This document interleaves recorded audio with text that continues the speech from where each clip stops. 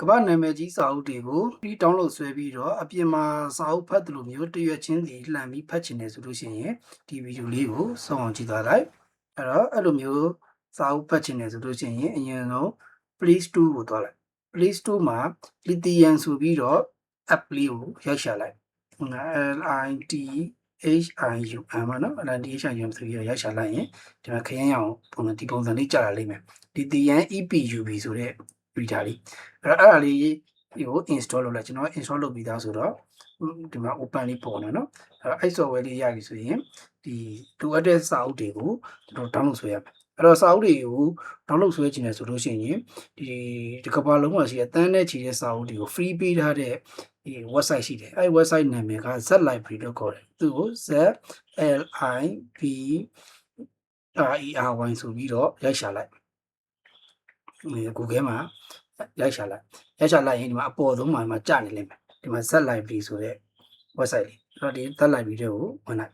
အဲ့တော့ကျွန်တော်တို့က Z Library တွေကိုရောက်သွားပြီဆိုလို့ရှိရင်ဒီမှာ Z Library ထဲမှာစာအုပ်တွေအများကြီးရှိတယ်ကိုလိုချင်တဲ့စာအုပ်တွေအကုန်လုံးဟိုဒီမှာ download ဆွဲလို့ရတယ်နော်အဲ့တော့ဒီမှာကဘာကျော်စာအုပ်တွေအကုန်လုံးဒီထဲမှာအကုန်လုံးရှိတယ်။နောက်မှာလည်းSandy Manny တွေမှာကမှ most popular ဖြစ်နေတဲ့စာအုပ်တွေပေါ့။ဆိုတော့ဒီစာအုပ်တွေကိုGoogle မှာရိုက်ရှာတယ်လို့ပဲကျွန်တော်တို့ရှာလို့ရတယ်နော်။ကျွန်တော်တို့ G.R. Tolkien fan ဆိုတော့ G.R. Tolkien ရဲ့ဒီမှာ Silmarillion စာအုပ်ကိုကျွန်တော်ဆွဲလိုက်။အဲ့တော့ရှာလိုက်မှာSilmarillion ဆိုကြာလာပြီ။စာအုပ်တွေကြာလာပြီဆိုလို့ရှိရင်ဒီမှာစာအုပ်တွေရဲ့အောက်မှာဒီမှာကြည့်ဒီမှာဆိုလို့ရှိရင်ဒီမှာTurkish ဆိုပြီးရေးထားတယ်အဲ့ English file ကိုကျွန်တော်တို့ရှာပြီးတော့ဆွဲမယ်နော်အဲ့တော့ဒီမှာEnglish လို့ရေးထားတယ်အဲ့တော့ဆိုရင်ဒါ English စာအုပ်ပေါ့အဲ့စာအုပ်ကို download ဆွဲဖို့အတွက်နှိပ်လိုက်စာအုပ်ကို download ဆွဲဖို့အတွက်နှိပ်ပြီးပြီဆိုလို့ရှိရင်သတိထားမယ့်ဟာလေးပြပြမယ်သတိထားမယ့်ဟာလေးကဒီနေရာမှာကျွန်တော်တို့က EPUB ဆိုပြီးတော့ဖြစ်နေရမယ်နော်ဒီနေရာမှာတစ်ခါကျလို့ရှိရင် PDF format နဲ့ဖြစ်နေတယ်အဲ့တော့ကျွန်တော်တို့ PDF format နဲ့ဆိုလို့ရှိရင်ခုနကတော့ကျွန်တော်ပြောတဲ့ Lithium software နဲ့ဖွင့်လို့မရအောင်သူက EPUB မှဖွင့်လို့ရမှာနော် EPUB file မှလည်းအပြင်မှာစာအုပ်ဖတ်တဲ့လိုမျိုးတရွက်ချင်းစီလှန်ပြီးတော့ဖတ်တဲ့ feeling ကိုပြီးမှာအဲ့တော့ကျွန်တော်တို့ကဒီမှာ EPUB file လေးကိုနှိပ်ချက်နှိပ်လိုက်မယ်နော်အဲ့တော့ဒီမှာ download ဆွဲသွားပြီအဲ့တော့ခဏစောင့်လိုက်မယ် okay ပြီးသွားပြီနော်ပြီးသွားပြီဆိုလို့ရှိရင်ကျွန်တော်တို့ခုနကတော့ Lithium software လေးကိုချက်ဖွင့်လိုက်နော် Lithium software ကိုတစ်ချက်ဖွင့်လိုက်ရင်ကျွန်တော်ဒီမှာဆွဲလိုက်တဲ့စာအုပ်လေးရောက်လာပြီနော် G.R. Tolkien ရဲ့မှာ Silmarillion ဆိုတဲ့စာအုပ်လေးရောက်လာအဲ့တော့ဒီစာအုပ်ကိုကျွန်တော်တစ်ချက်ဖွင့်ကြည့်လိုက်ဖွင့်ပြီးတော့စာအုပ်ကိုဒီမှာ